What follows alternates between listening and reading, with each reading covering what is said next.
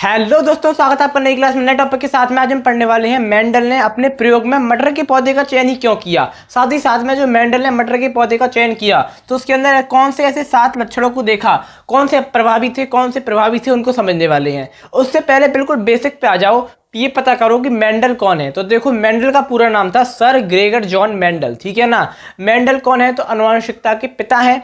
जो आनुवंशिकता होती है उसके पिता है, उसके फादर है, ठीक है ना, उसके जनक हैं।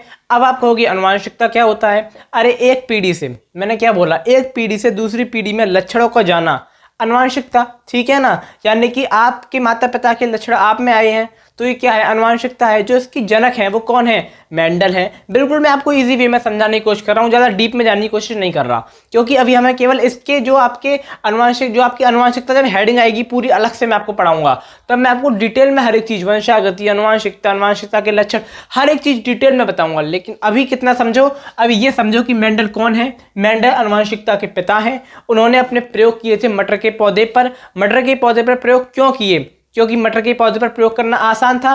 क्या क्या फायदे थे मटर के पौधे पर प्रयोग करने के, वो हम आज देखेंगे। साथ ही साथ में वो टमाटर के पौधे पर भी तो कर सकते थे और नींबू के पौधे पर कर लेते, मतलब और किसी चीज पर कर लेते। उन्हें मटर के पौधे पर ही क्यों करे? अपने आनुवंशिकता के जो प्रयोग थे वो क्यों करे, वो नहीं, वही हमें जानना है, क्योंकि ये पेपर में क्वेश्चन आ जाता है, ठीक है ना। तो देखो, सबसे पहला आपका आ जाता है पॉइंट, मटर के पौधे को आसानी से कहीं भी उगाया जा सकता है। यानी कि जो मटर का पौधा है, ज्यादा उसको केयर की आवश्यकता नहीं होती, कहीं भी आसानी से उगा दिया, ठीक है ना। जरूरी नहीं है कि उसमें ये दो वो दो, मतलब ज्यादा क्या करने की जरूरत नहीं है, केयर की आवश्यकता नहीं है, आसानी से उग जाता है। तो पहला कंडीशन क्या हो गई, पहली चीज क्या हो गई? मटर के पौधे को आसानी से कहीं भी उगाया जा सकता है।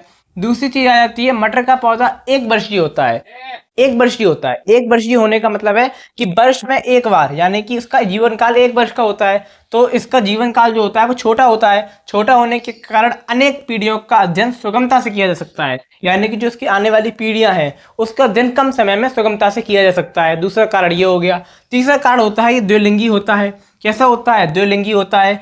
चौथा कारण है इसमें कई विपरीत लक्षण होते हैं। विपरीत यानी कि विपर्यासी।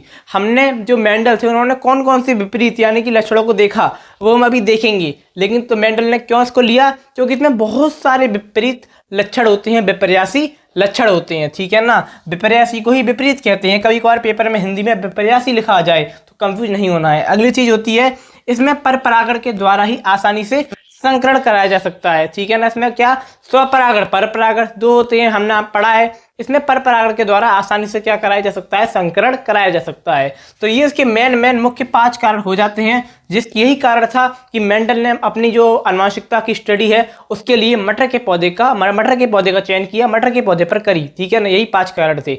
अगली चीज क्या होती है? मुख्य 5 कारण है, ठीक है। अगली चीज है, मेंडल द्वारा मटर के पौधे में चुने गए 7 विपरीत लक्षण कौन से हैं। पेपर में कभी कभार पूछ सकता है कि कौन कौन से विपरीत लक्षण है, वो आप लिखिए, ठीक है। या कभी कभार ऐसा पूछेगा कि 2 प्रभावी व 1 अप्रभावी लक्षण को लिखिए, ठीक है। कुछ भी हो सकता है, आप लिख क्या लिखोगे? देखो, सबसे पहला उन्होंने लक्षण लिया बीज की आकृति।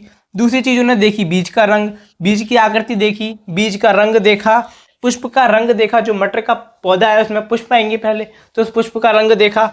फिर उसके बाद फली की की जो आकृति है, जो मटर की फली है उसकी आकृति देखी, ठीक है ना। तीसरी चीज क्या देखी? फली का रंग देखा। फली का रंग पीला है या हरा है, फली कैसे रंग की है वो देखा। अगली चीज क्या देखी? पुष्प की स्थिति देखी और पौधे की लंबाई देखी। जो मटर के पौधे की लंबाई है वो कैसी है, पुष्प की स्थिति कैसी है, ये सब देखा, ठीक है। ये 7 लक्षण देखे। तो देखो, बीज की जो आकृति थी, ठीक है, वो गोल, अगर गोल है तो वो प्रभावी है, अगर वो झुर्रीदार है तो वो अप्रभावी है, ठीक है ना। बीज की आकृति अगर गोल है तो प्रभावी है, और अगर हरी है और अगर झुर्रीदार है तो वो कैसी है? अप्रभावी है। गोल प्रभावी है, झुर्रीदार अप्रभावी है, ठीक है ना। अगला हो जाता है बीज का रंग।